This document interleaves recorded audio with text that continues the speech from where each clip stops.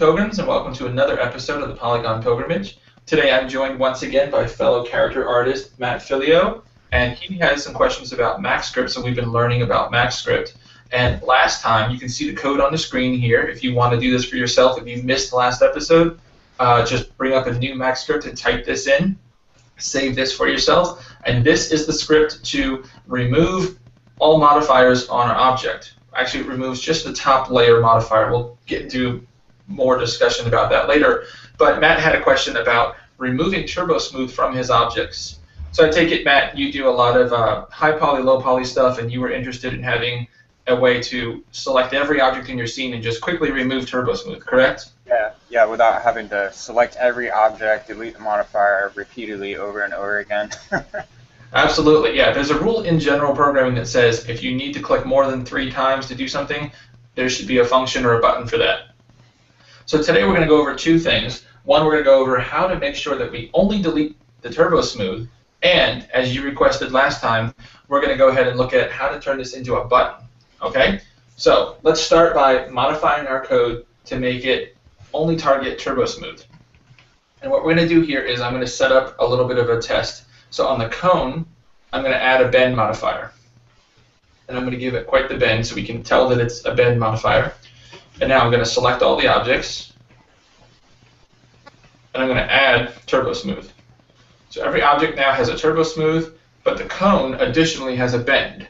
So we'll know that we're successful if, when we run our script, they all lose turbo smooth, but the bend remains. All right, so looking at our code. Right now, the problem with it is that it just deletes the modifier regardless of what it is. So what we want to do is, here inside the for loop, we want to do a test.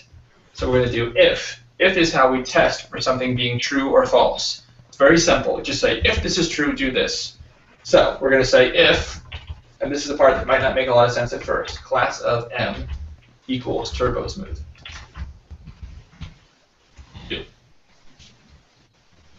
So what this does here is, let me put another break in here. There we go. I'll make this bigger for you guys. There we go.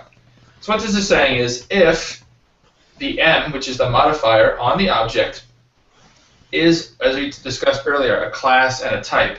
If it's a class of and equal to, which a double equals in this language means equal to.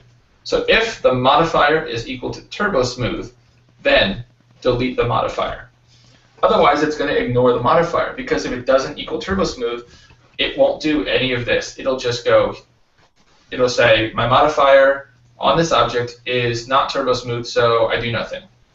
So that's the theory. Let's go ahead and check it out. So I'm going to reduce this in size a little bit so that we can see. Now, let's go ahead and try it out. I'm going to select all, and I'll run the script. And there we go. So the box lost its turbo smooth. The cone lost its turbo smooth, but remained its bend, and that's what we wanted. So we got into our first if statement here, guys. This is a conditional, is what we call it, a conditional statement. If this is true, do this. If it's not true, then we don't do it. We just skip it entirely. So now that that's working, Matt, you had a question about how do we create those nice little floating window things, right? Or even just a button. Okay. Well, we're going to do both. We're going to start with a floating window, and then we're going to turn it into a button that you can then launch that floating window. So the floating windows are called rollouts. So I'll show you guys here the code on how to create a rollout. We say rollout, and we need to give it a name. So I'm going to call it roller. And now in quotations here, we tell it what we want the title bar of that window to be. So I'm going to call this tools. Now, we need to give it a size. So just simply width, I'm going to say 200, height, 200.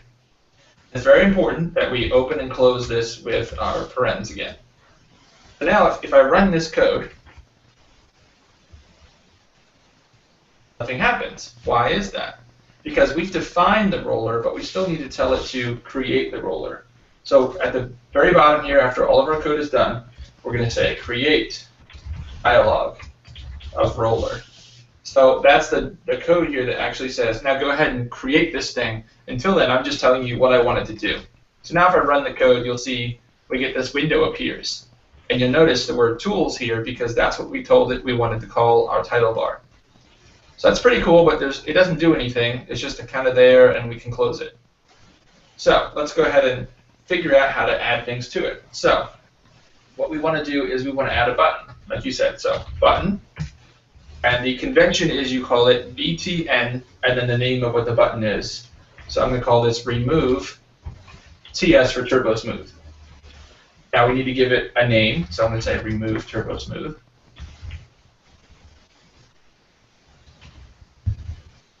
And we need to give it four parameters.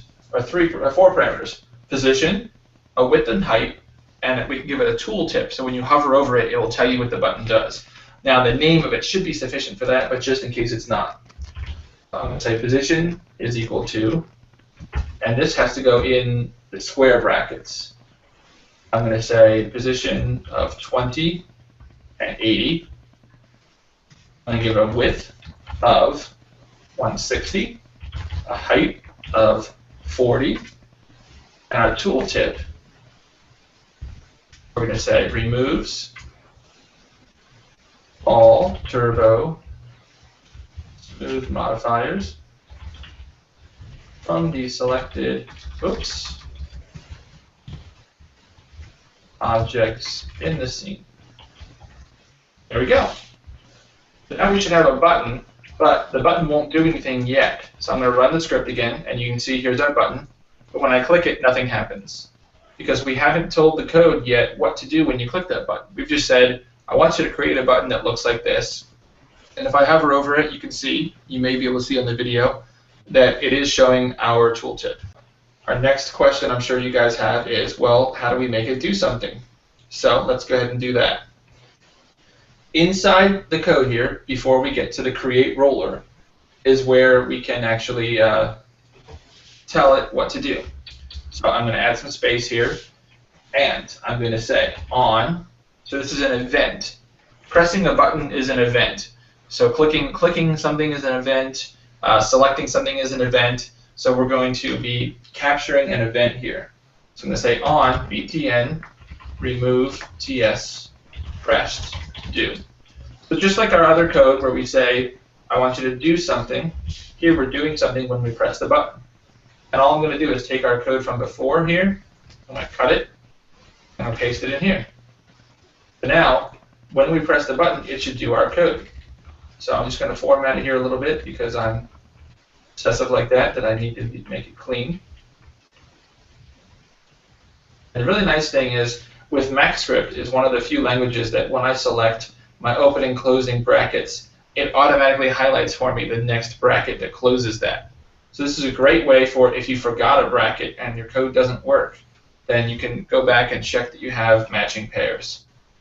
Okay, so I'm going to bring this up to the top of the screen because I don't need that space up there for no good reason. Nice and clean, nice and clean. Okay, so I'm going to collapse this because we know about the button, and let's run the script. Now we have a button that would actually do something if we select all. Let's go ahead and add Turbo Smooth again, and click the button. Boom. Now we have all that functionality inside a button, and the button is on our little floating toolbar.